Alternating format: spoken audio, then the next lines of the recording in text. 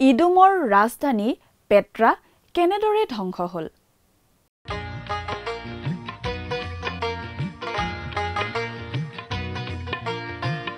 আজিৰে পবিত্ৰ ক্ষণতে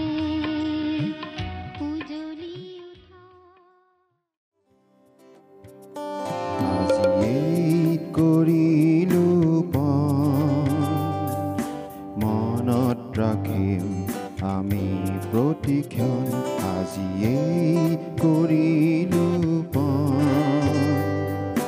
মনত ৰাখিম আমি প্ৰতিক্ষণ মই আৰু মোৰ পৰিয়ালে মই আৰু মোৰ পৰিয়ালে কৰিম জিহুৱাৰে আৰাধন তেওঁ সলনি নহয়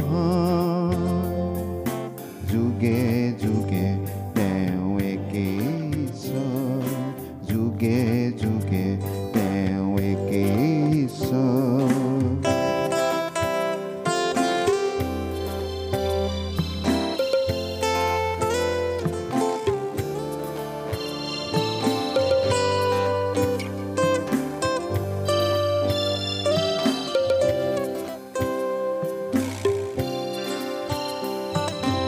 আহিব পাৰে ধুমুহা জীৱনৰ হত প্ৰলোভন ছয়তানৰ হয়তো হ'ব পাৰে জীৱন বাটৰ প্ৰতি খোজে খোজে ছায়া বিপদৰ তথাপিতো কৰি যাম মৰণপণ তথাপি কৰি যাম মৰণপণ কৰি জিহুৱাৰে আৰাধন তেওঁ সলনি নহয় যুগে যুগে তেওঁ একেই ঈশ্বৰ যুগে যুগে তেওঁ একেই ঈশ্বৰ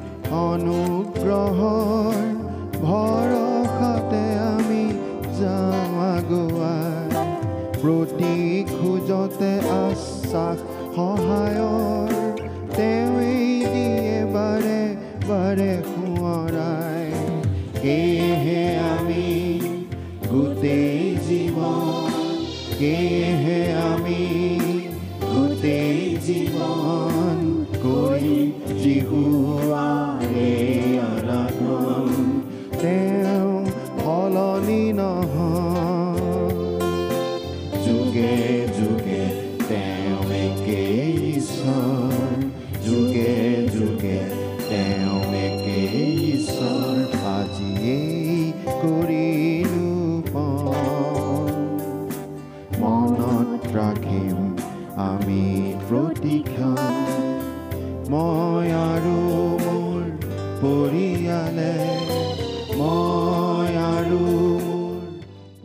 নমস্কাৰ আমাৰ ভক্তিবচন অনুষ্ঠানলৈ পুনৰবাৰ আপোনাক স্বাগতম জনাইছো খ্ৰীষ্টীয় বিশ্বাসী লোকসকলৰ বাবে বিশেষভাৱে প্ৰস্তুত কৰা এই ভক্তিবচন অনুষ্ঠানটো হৈছে বাইবেল অধ্যয়নৰ ধাৰাবাহিক অসমীয়া অনুষ্ঠান বাইবেলৰ গোটেই ৬৬খন পুস্তকৰে আমি ইয়াত অধ্যয়ন কৰিম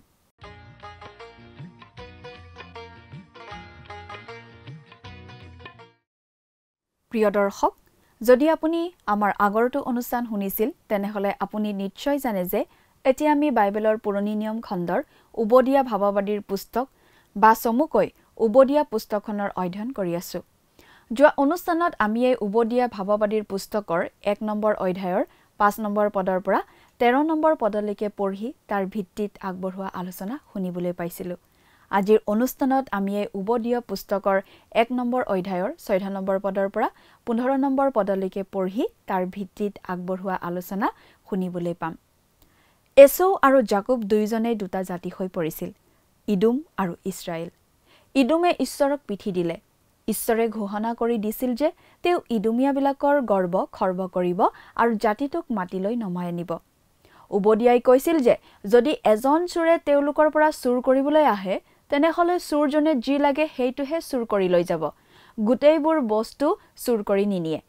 কিন্তু ঈশ্বৰে ইদুমক কৈছিল যে যদি ঈশ্বৰে ইদুমৰ বিচাৰ কৰি শাস্তি দিয়ে তেনেহলে ইদুমক সম্পূৰ্ণৰূপে ধ্বংস কৰিব, অলপো বাকী নেৰে। ইদুমীয়াবিলাকৰ অপৰাধ কি আছিল সেইটো ঈশ্বৰে জনাই দিছিল। জিহুদাৰ ওপৰলৈ যেতিয়া বিপৰ্যয় নামি আহিছিল তেতিয়া ইদুমীয়াবিলাকে অলপ দুখ নকৰি অতিশয় আনন্দহে কৰিছিল। এয়া আছিল আচলতে গৰ্বৰ চিন। যেতিয়া আন কাৰোবাৰ দুখ বিপদ হোৱা শুনি কোনোবাই ভাল পায় আৰু আনন্দ কৰে তেতিয়া আমি জানিব লাগে যে সেয়া অতিশয় গৰ্বৰ চিন, আৰু ঈশ্বৰে গৰ্ব বেয়া পায় বুলি অতি স্পষ্টভাৱে জনাইছে। ইদুমৰ আন এটা ডাঙৰ অপৰাধ আছিল এই যে তেওঁলোকে জিহুদাৰ দুৰৱস্থা দেখি কেৱল আনন্দই কৰা নাছিল, তেওঁলোকে ইছৰাইলৰ শত্ৰুবোৰৰ লগত সহযোগ কৰিছিল আৰু ইছৰাইলীয়া লোকবোৰক শত্ৰুৱে বন্দী কৰি লৈ যোৱাৰ পাছত ইদুমীয়াবিলাকে ইছৰাইল দেশখন লুট কৰিছিল। এয়া অতি নিৰ্দয় আচৰণ আছিল। তাতোকৈ বেছি অধপতন হোৱা বুলি ক'ব পাৰি যেতিয়া তেওঁলোকে নিজৰ জ্ঞাতি ভাই ইছৰাইলীয়াবিলাকৰ প্ৰতি অতি নিম্ন অতি নিচ পশুসুলভ আচৰণ কৰিছিল। তেওঁলোকে বিশ্বাসঘাতকতা কৰিছিল, নিজৰ ভাই ভনীক বিশ্বাসঘাতকতা কৰিছিল। যেতিয়া নবুখুদনেছৰে জেৰুজালেম আক্ৰমণ কৰিছিল তেতিয়া তাৰ বাসিন্দাসকল সিঁচৰতি হৈ পৰিছিল আৰু তেওঁলোকৰ বহুতেই ইদুমৰ ঠেক দেশলৈ পলাই গৈছিল য'ত তেওঁলোকে লুকাই থাকিব পাৰিছিল। কিন্তু চাৰিআলিত থিয় হৈ থকা ইদুমীয়াসকলে সেই লুকাই থকা ঠাইবোৰৰ বিষয়ে জনাই দিছিল। পিছে পিছে খেদি অহা বেবিলনৰ সৈন্যবোৰক ইদুমীয়াসকলে লুকাই থকা ইছৰাইলীসকলৰ বিষয়ে জনাই দিছিল। এনেদৰে নিজৰ ভাই ভনীক বিশ্বাসঘাতকতা কৰিছিল। প্ৰিয় দৰ্শক, কথাবোৰ অধিক বহলাই চাবলৈ আহকচোন। এতিয়া আমি মূল আলোচনাটোৰ মাজলৈ আগবাঢ়ি যাওঁ। আমাৰ মহান ত্ৰাণকৰ্তা প্ৰভু যীশুখ্ৰীষ্টৰ নামত নমস্কাৰ। প্ৰিয় শ্ৰোতা, আশা কৰোঁ আপুনি আমাৰ মহান পিতা পৰমেশ্বৰৰ মহান অনুগ্ৰহত ভালে কুশলে আছে।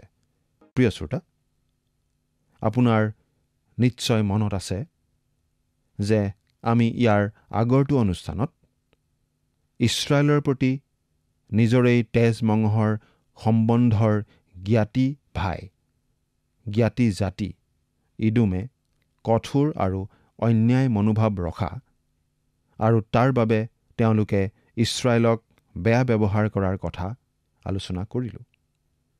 আমি এই কথাটো চাইছিলোঁ যে এই সকলো পাপ তেওঁলোকে আচৰণ কৰিছিল কাৰণ তেওঁলোক এটা মহা অহংকাৰী জাতি আছিল।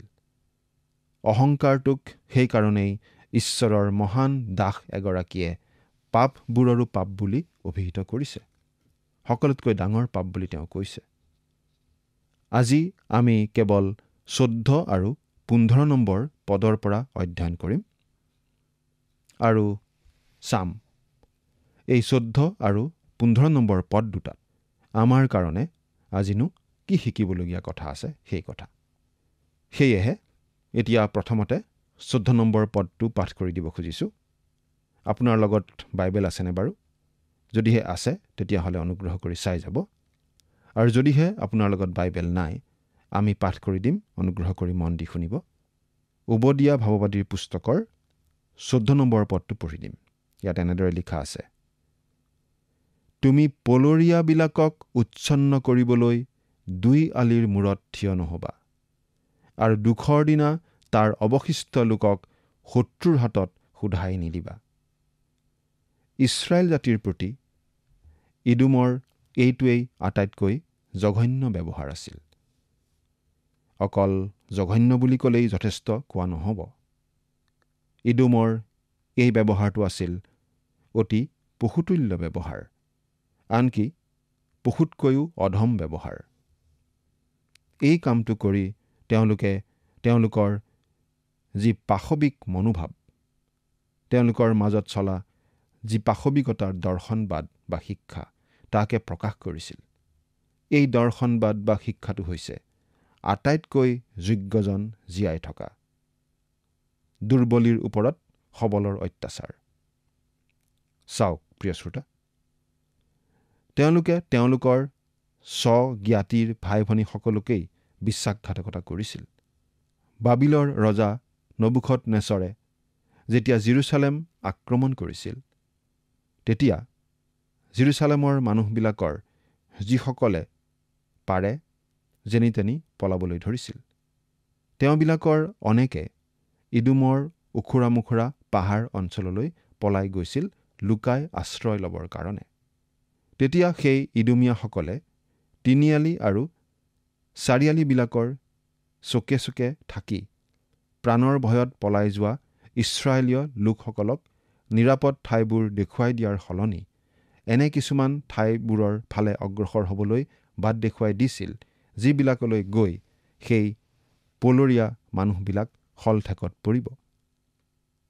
তাৰ পাছত যেতিয়া বাবিলনীয়াসকলে সেই পলাই যোৱা ইছৰাইলীয়াসকলৰ পম খেদি তেওঁলোকক বিচাৰি ফুৰিছিল, তেতিয়া ইদুমীয়াসকলে বাবিলনীয়াসকলক খবৰ যোগাই কৈছিল, হয় হয়, এজাক ইছৰাইলীয়া লোক এই বাটেৰে আহি সৌ সিফাললৈ যোৱা আমি দেখিছোঁ, সেইফাললৈকেই খেদি যাওক। তেওঁলোক সৌ পাহাৰটোৰ চুকটোতে থুপ খাই থাকিব, কাৰণ তাৰ পৰা আগবাঢ়িবলৈ আৰু বাট নাই। এৰা তেওঁলোকে নিজৰ জ্ঞাতিৰ ভাই ভনীসকলৰ প্ৰতিয়েই তেনে চৰম বিশ্বাসঘাতকতা কৰিছিল। এনেকুৱা বিশ্বাসঘাতকতা বাৰু আজিৰ নিজকে সভ্যতাৰ উচ্চ শিখৰত আৰোহণ কৰা বুলি দাবী কৰা মানুহৰ মাজত নাইনে? ব্যৱসায়ত থকা মানুহবিলাকৰ অনেকে কয় বোলে ব্যৱসায়ৰ জগতত বিশ্বাসঘাতকতা কৰা এই আচৰণটো বৰ সঘনাই ঘটি থকা এটা আচৰণ। বহু সময়ত নিজৰ কৃতকাৰ্যতা লাভ আৰু উন্নতিৰ বাবে ব্যৱসায়ী লোকসকলে হেনো নিজৰ সহ-ব্যৱসায়ী লোকসকলকেই বৰ আওপকীয়াকৈ আৰু কৌশলেৰে বিশ্বাসঘাতকতা কৰে। অভাৱ হৈছে বা কিবা অসুবিধাত যে পৰিছে তাৰ বাবে তেওঁলোকে বিশ্বাসঘাতকতা নকৰে। কৰে প্ৰথম হ'বলৈ, বিখ্যাত হ'বলৈ বা জাকত জিলিকা হ'বলৈ, বেলেগতকৈ অধিক উন্নত হ'বলৈ। জাকত জিলিকিবলৈ খোজাৰ অন্তৰালত কি লুকাই থাকে তাক আপুনি জানেনে প্ৰিয় শ্ৰোতা? হয়, অহংকাৰ। আপুনি যদি আজি অহংকাৰেৰে কথা ক'ব নাজানে বা ক'ব নোৱাৰে, তেন্তে মানুহে হাততালি আপোনাক নিদিয়ে, আপোনাক নেতা বুলি গণ্য নকৰে, আপুনি কাৰো আকৰ্ষণীয় লোক হ'ব নোৱাৰে। আনহে নালাগে, আজি খ্ৰীষ্টীয় মণ্ডলীতো তেনে অহংকাৰী লোকৰ অভাৱ নাই।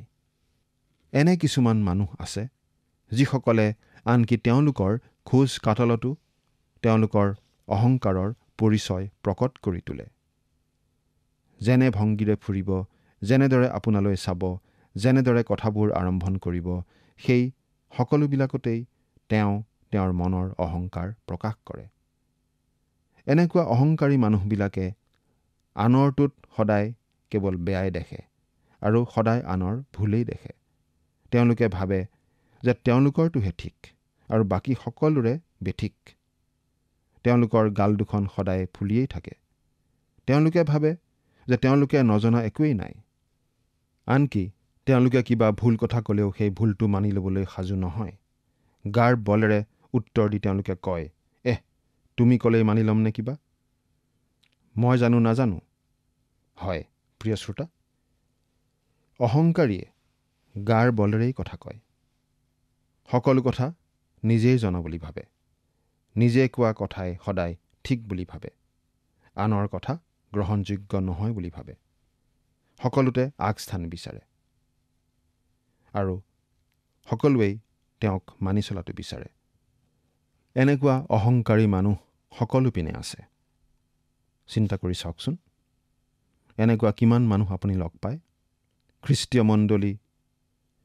খ্ৰীষ্টীয় মণ্ডলীসমূহৰ সভা সমিতি, সন্মিলন, সন্থা, সংগঠন, সহভাগিতা নাইবা খ্ৰীষ্টীয় অনুষ্ঠান আৰু প্ৰতিষ্ঠান আদি পৰিচালনা কৰাত এনেকুৱা অহংকাৰী মনৰ মানুহবিলাকেই বৰ জুলুম কৰে, বৰ সমস্যাৰ সৃষ্টি কৰে। এনেকুৱা মানুহবিলাকে সমস্যা নকমায়, কিন্তু সমস্যাবিলাক বৃদ্ধিহে কৰে। সেয়েহে কোনো লোকে খ্ৰীষ্টীয় মণ্ডলীৰ তেনে অহংকাৰী লোকসকলক সমস্যা সৃষ্টিকাৰী লোক বুলি অভিহিত কৰে। কথাটো কেতিয়াও মিছা নহয়। অহংকাৰী লোকবিলাকৰ পৰাই আচলতে আমাৰ মাজত সকলো সমস্যাৰ সৃষ্টি হয়। মণ্ডলীৰ নেতা চলাওঁতাসকলৰ বাবে ভুলতো প্ৰাৰ্থনা তেওঁলোকে নকৰে। সেই চলাওঁতা নেতাসকলক কেতিয়াও তেওঁলোকে উৎসাহ উদ্দীপনা প্ৰদান নকৰে আৰু কোনো প্ৰকাৰে কোনো কথাতে কেতিয়াও মণ্ডলীক তেওঁলোকে সহায় নকৰে। এই অহংকাৰী ব্যক্তিসকলে বৰং তেওঁলোকক অবিৰাম আক্ৰমণ কৰাতেহে ব্যস্ত থাকে, ভুল ধৰাতেই ব্যস্ত থাকে, সমালোচনা কৰাতেই ব্যস্ত থাকে। তিলকে তালটো কৰি ভুলবিলাক তেওঁলোকে ডাঙৰকৈ দেখুৱায়। কোনোবা চোৰ বা মদাহীৰ দ্বাৰাই মণ্ডলীৰ অধিক ক্ষতি হয় নে অহংকাৰী এজনৰ দ্বাৰা মণ্ডলীৰ অধিক ক্ষতি হয়, চিন্তা কৰি চাওকচোন। চোৰ বা মদাহী এজনৰ ক্ষেত্ৰত মণ্ডলীয়ে শাস্তি বিহাৰ ব্যৱস্থাও লয় আৰু তেওঁলোকে নতশিৰে মণ্ডলীৰ তেনে ব্যৱস্থা মানিও লয়। তেওঁবিলাকে বিনম্ৰভাৱে স্বীকাৰ কৰে যে তেওঁলোকে পাপ কৰিলে আৰু সেয়ে তেওঁলোকক ক্ষমা কৰিব লাগে।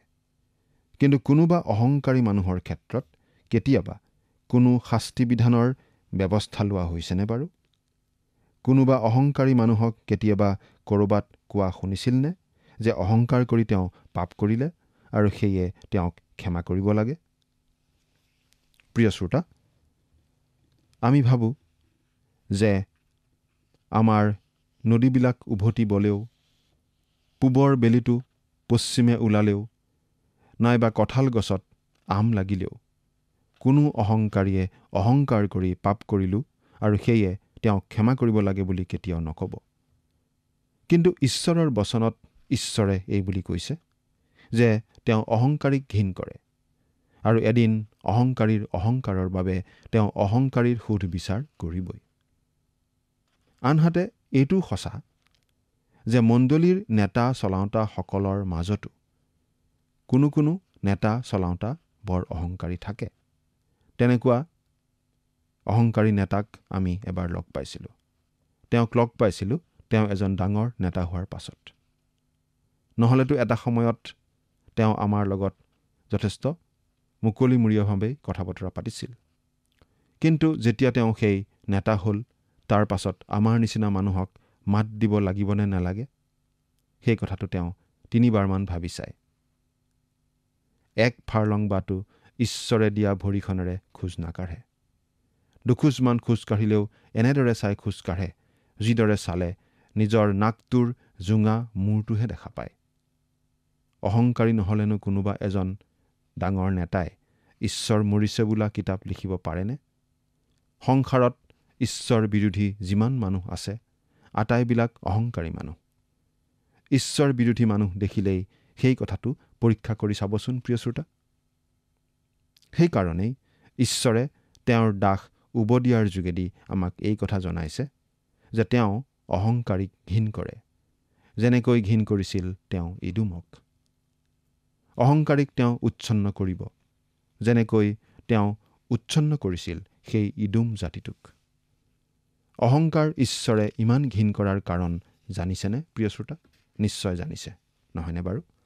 এই অহংকাৰে মানুহক পশুত্বলৈ নমাই লৈ যায়। তাতে যেতিয়া সেই অহংকাৰীয়ে অহংকাৰৰ ধোঁৱা কোৱাত ঈশ্বৰ বিনেই চলি যাব পাৰিব বুলি কয়, তেতিয়া তেওঁ পশু এটাতকৈও নিম্নগামী হয়। পশুৰ পৰা ক্ৰমবিকাশ ঘটি ঘটি মানুহৰ স্তৰত বিকাশ পোৱা বুলি এজন মানুহে এটা তাত্ত্বিক শিক্ষাহে দাঙি ধৰিছে। কিন্তু মানুহৰ প্ৰায়োগিক জীৱনত আচলতে যিটো ঘটিছে তাক উবদিয়াই প্ৰমাণ কৰি দেখুৱাইছে যে ঈশ্বৰবিহীন মানুহ অহংকাৰী হৈ পশুত্বলৈহে নামি গৈছে। এনেকি কোনো কোনো ক্ষেত্ৰত পশুতকৈও অধম হৈ পৰিছে। এই জাকুব আৰু ইদম বা এছৌৰ সম্বন্ধৰ এটা ছবি প্ৰভু যীশুৰ সময়তো আমি দেখা পাওঁ। হেৰোদ আছিল এছৌ বা ইদুমৰ বংশৰ আৰু প্ৰভু যীশুখ্ৰীষ্ট আছিল জাকুব আৰু দাউদৰ ধাৰাৰেই অহা ব্যক্তি। অহংকাৰী হেৰোদে বৰ অহংকাৰেৰে প্ৰভুৰ বিচাৰক হৈ বহিছে, কিন্তু আনহাতে বিনম্ৰভাৱে প্ৰভুৱে হ'লে কিবা ক'বলৈ নিজৰ মুখকেই নেমেলিলে। চাওকচোন, পূৰ্বৰে পৰা এছৌ আৰু জাকুবৰ মাজৰ সংগ্ৰামৰ শেষ ছবি আমি অহংকাৰী হেৰোদ ৰজা আৰু নম্ৰ প্ৰভু যীশুৰ মাজেৰেও দেখা পাওঁ। 15 নম্বৰ পদ। কিয়নো আটাই জাতিৰ বিৰুদ্ধে জিহুৱাৰ দিন ওচৰ চাপিছে।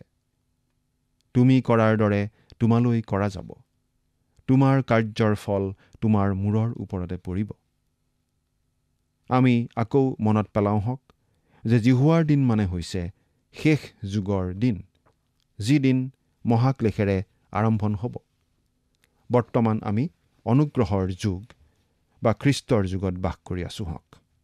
এতিয়া পবিত্ৰ আত্মাই প্ৰভু যীশুৰ সকলো বিষয় আমাক দেখুৱাই আছে।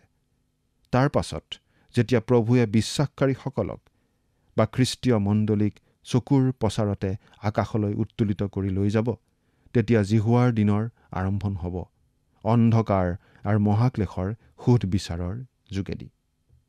সেই মহাক্লেশৰ পাছত ধাৰ্মিকতাৰ সূৰ্য উদয় হ'ব তেওঁৰ ডেউকাত সুস্থতা লৈ, আৰু সেইটোৱেই হ'ব আমাৰ প্ৰভু যীশুখ্ৰীষ্টৰ এই জগতলৈ দ্বিতীয় আগমন, তেওঁৰ ৰাজ্য প্ৰতিষ্ঠা কৰিবলৈ।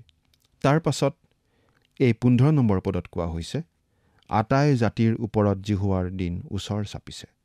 অৰ্থাৎ প্ৰভু যীশুৱে যেতিয়া ন্যায় বিচাৰৰ ৰাজ্য এই জগতত পাতিব, তেতিয়া প্ৰভুৱে নিজে মঠি 25 নম্বৰ অধ্যায়ত কোৱাৰ দৰে সকলো জাতিৰ সুধ বিচাৰ কৰিব। পুৰণি কালত যিবিলাক জাতি আছিল কিন্তু বৰ্তমান একেবাৰেই চিনচাব নাই, তেনে জাতিবিলাকৰো বিচাৰ হ'বনে? সেই জাতিবিলাকৰ পুনৰ আবিৰ্ভাৱ হ'বনে? নে প্ৰকাশিত বাক্য 20 নম্বৰ অধ্যায়ৰ 11 পৰা 15 নম্বৰ পদত উল্লেখ থকা সেই ডাঙৰ বগা সিংহাসনৰ আগত তেওঁলোকৰ চূড়ান্ত বিচাৰ হ'ব? এই বিষয়ত বাইবেল বিশ্বাস কৰা বিশ্বাসকাৰী আৰু শিক্ষক শিক্ষয়িত্ৰীসকলৰ মাজত কিছু মতভেদ আছে।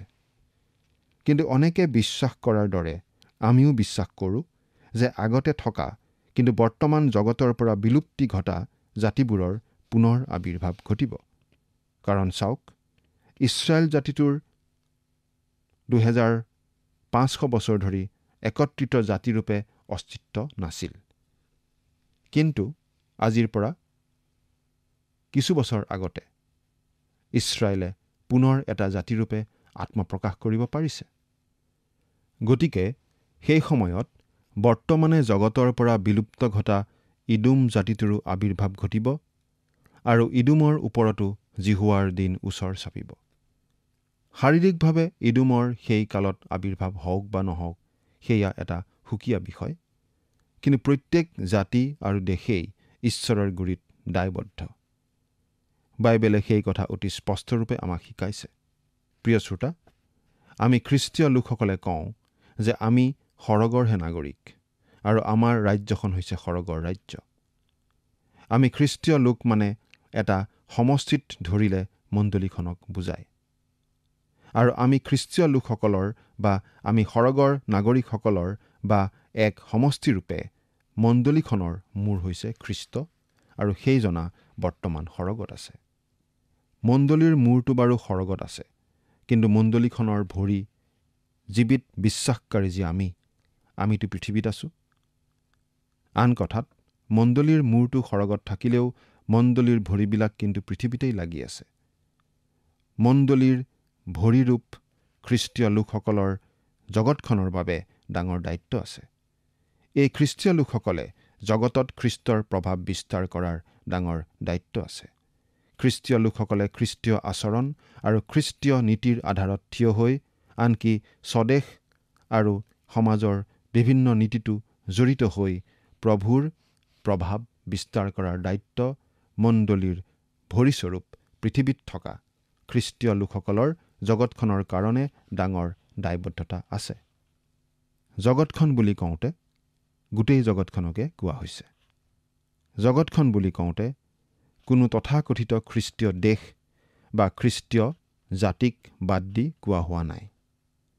কাৰণ প্ৰকৃততে কোনো খ্ৰীষ্টীয় দেশ বা খ্ৰীষ্টীয় জাতি নাই, থাকিব নোৱাৰে। কাৰণ পৃথিৱীত এখনো দেশ নাই য'ত 100% লোকেই খ্ৰীষ্টীয় বিশ্বাসী লোক নাই। তেনেকুৱা কোনো দেশ নাই। তথাকথিত খ্ৰীষ্টীয় দেশবিলাকত খ্ৰীষ্টীয় ধৰ্ম ধৰোঁতা কিন্তু খ্ৰীষ্টক নধৰা বহু খ্ৰীষ্টীয় অখ্ৰীষ্টীয় লোক আছে। এই সকলোকে খ্ৰীষ্টৰ প্ৰভাৱেৰে প্ৰভাৱান্বিত কৰিবলৈ খ্ৰীষ্টীয় মণ্ডলীৰ পৃথিৱীত লাগি থকা ভৰিৰূপী বিশ্বাসকাৰী যি আমাৰ দায়িত্ব আছে। তোমাৰ কাৰ্যৰ ফল তোমাৰ ওপৰত পৰিব বুলি ইদুমক কোৱা হৈছে আৰু উবদিয়াই ভাৱবাণী দিবৰ দৰেই ইদুমক প্ৰথমতে বাবিলনীয়াবিলাকে, তাৰ পাছত মাকাবিয়া লোকসকলে আৰু সৰ্বশেষত 70 খ্ৰীষ্টাব্দত ৰোমে আক্ৰমণ কৰি ইদুমক পৃথিৱীৰ পৰাই নিশ্চিহ্ন কৰি পেলোৱা হৈছিল। এইদৰে উবদিয়াৰ ভাৱবাণী ইদুমৰ ক্ষেত্ৰত আখৰে আখৰে ফলিয়াইছিল। সেই কথা আজি আমি জানিব পাৰিছোঁ। শেষৰ দিনা ইদুম জাতিৰূপে পুনৰ আত্মপ্ৰকাশ কৰিবও পাৰে বা নকৰিবও পাৰে। সেয়া এটা বিতৰ্কিত বিষয়। কিন্তু ঈশ্বৰে তেওঁৰ অনাদি অনন্ত কাৰ্যসূচীৰ দৰে যেনেকৈ কাম কৰি আহিছে তেনেকৈয়ে শেষলৈকে কাম কৰি গৈ থাকিব। আমি আমাৰ দায়িত্ব পালন কৰি থাকিব লাগে, সেইটোহে আচল কথা। আজিলৈ আমি ইমানতেই সামৰিছোঁ। পৰৱৰ্তী অনুষ্ঠানত পুনৰ লগ পোৱাৰ আশাৰে বিদায় মাগিছোঁ। ঈশ্বৰে আপোনাক আশীৰ্বাদ কৰক। আমেন।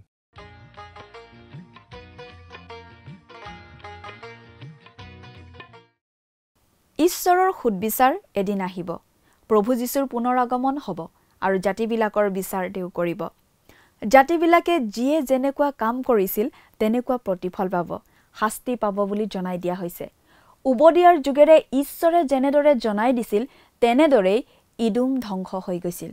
প্ৰথমতে ইদুম অধিকাৰ কৰিছিল বেবিলনীয়াবিলাকে জিৰচালেম ধ্বংস কৰাৰ কিছু বছৰ পাছত। ইদুমীয়াবিলাকৰ অভেদ্য ৰাজধানী পেট্ৰাৰ ভিতৰলৈ প্ৰথমতে চোৰাংচোৱা পঠিয়াই বাবিলনীয়াবিলাকে সময়ত পেট্ৰা নগৰখনেই অধিকাৰ কৰি লৈছিল। তাৰ পাছত মেকাবিয়াবিলাকে পেট্ৰা পদুদলিত কৰি ৰাখিছিল। অৱশেষত 70 চনত ৰোমিয়াবিলাকে জিৰচালেম ধ্বংস কৰাৰ সময়ত ইদুমো সম্পূৰ্ণৰূপে ধ্বংস হৈ গ'ল। এতিয়া ইদুমৰ কোনো চিনেই নাই। প্ৰিয় দৰ্শক, আজিলৈ আমাৰ অনুষ্ঠানটো ইমানতে সামৰণি মাৰিব খুজিছোঁ। পৰৱৰ্তী অনুষ্ঠানত আপোনালোকক পুনৰ লগ পোৱাৰ আশা ৰাখিছোঁ। সামৰণি মৰাৰ আগতে আহকচোন আমি খন্তেক প্ৰাৰ্থনাত মূৰ দুৱাওঁ। স্বৰ্গত থকা অতি মৰমীয়াল দয়ালু পিতৃ ঈশ্বৰ, প্ৰভু তোমাক ধন্যবাদ দিছোঁ সুন্দৰ সময়ৰ বাবে। দয়ালু মৰমীয়াল পিতৃ ঈশ্বৰ, বিশেষকৈ মতে প্ৰাৰ্থনা কৰিছোঁ প্ৰতিজন দৰ্শকসকলৰ বাবে। প্ৰভু তেওঁলোকে নিজৰ জীৱনত প্ৰভু হয়তো বিভিন্ন আশাৰে প্ৰভু বাট চাই আছে আৰু প্ৰভু হয়তো তেওঁলোকৰ অনেক প্ৰভু চিন্তনীয় বিষয়বিলাক আছে। সকলো তোমাৰ হাতত সমৰ্পণ কৰিছোঁ, যাতে প্ৰভু তোমাৰ বাক্যক আগত ৰাখি তেওঁলোকে যাতে তোমাৰ হাততে সকলোবোৰ সোধাব পাৰিব। প্ৰভু তুমি তেনে জ্ঞান বুদ্ধি সকলো প্ৰভু তুমি তেওঁলোকক দান কৰিবা আৰু তুমি আশীৰ্বাদ কৰা আৰু তেওঁলোকৰ সকলো প্ৰয়োজনবোৰ প্ৰভু তুমি পূৰণ কৰিবা। এই সকলো যাচনা মহান ত্ৰাণকৰ্তা প্ৰভু যীশুখ্ৰীষ্টৰ নামত অৰ্পণ কৰিছোঁ। আমেন। প্ৰিয় দৰ্শক, যোৱা অনুষ্ঠানৰ প্ৰশ্নটোৰ শুদ্ধ উত্তৰটো হৈছে অপশ্যন বি, এছৌ। আজিৰ অনুষ্ঠানৰ ওপৰত আধাৰিত প্ৰশ্নটো হৈছে হেৰোদ কোনটো বংশৰ লোক আছিল? Option A Ashur, option B Judah, option C Israel, option D Edom. প্ৰিয় দৰ্শক, আজিৰ প্ৰশ্নৰ সঠিক উত্তৰটো আজি সন্ধিয়া 6 বজাৰ আগেয়ে আপোনাৰ নাম আৰু সম্পূৰ্ণ ঠিকনাৰে সৈতে আমালৈ 7429840242 নম্বৰত SMS নাইবা হোৱাটছআপ যোগে প্ৰেৰণ কৰক। প্ৰিয় দৰ্শক, যদি আপোনাৰ এই অনুষ্ঠানটি শুনি ভাল লাগিছে তেনেহ'লে এই নম্বৰত এটি মিছ কল দিয়ক। ইয়াৰ যোগেদি আপুনি পৰৱৰ্তী অনুষ্ঠানত বিজয়ী হ'ব পাৰে।